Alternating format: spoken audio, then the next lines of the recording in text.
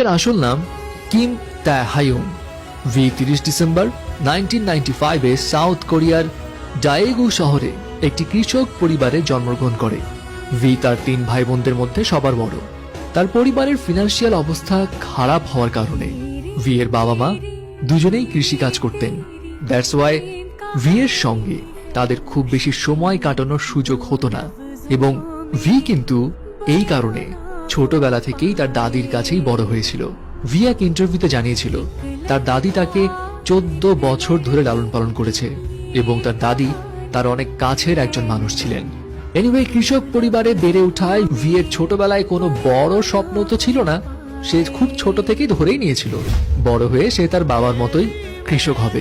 But V এর এই চিন্তা ভাবনা টোটালি পাল্টে যায় যখন ভি তার বাবার ইন্সপিরেশনে স্যাক্সোফোন বাজানো শেখা শুরু করে।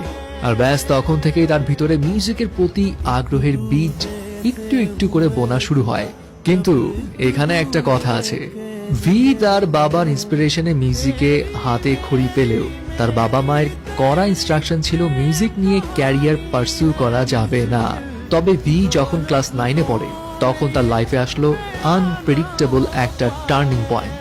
ভি যখন 9th গ্রেডে তখন সে তার বন্ধুকে সঙ্গ দেওয়ার জন্য biggest talent agency Big Hit এন্টারটেইনমেন্টের অডিশনে গিয়েছিল। ভি এর কিন্তু সেখানে অংশগ্রহণ করার কোনো পরিকল্পনাই ছিল না, সে জাস্ট তার ফ্রেন্ডের জন্যই গিয়েছিল।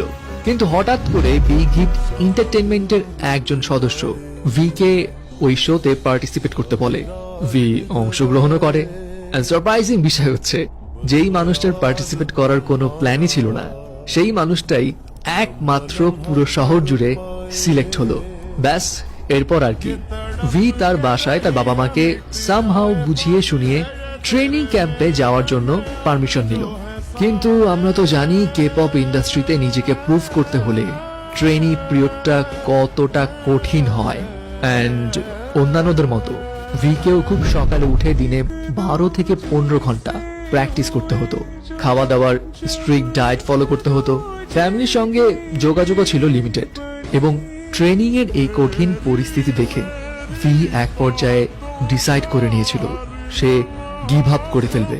ভি এক ইন্টারভিউতে জানিয়েছিল সে তার বাবাকে এক রাতে কল করে কান্নাকাটি করেছিল এবং জানিয়েছিল সে ফিরে আসতে চায়।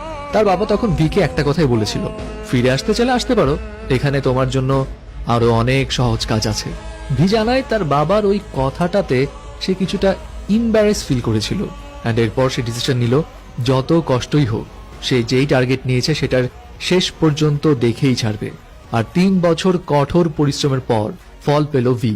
2013 সালে ভি বিটিএস ব্যান্ডে ডেবু করে।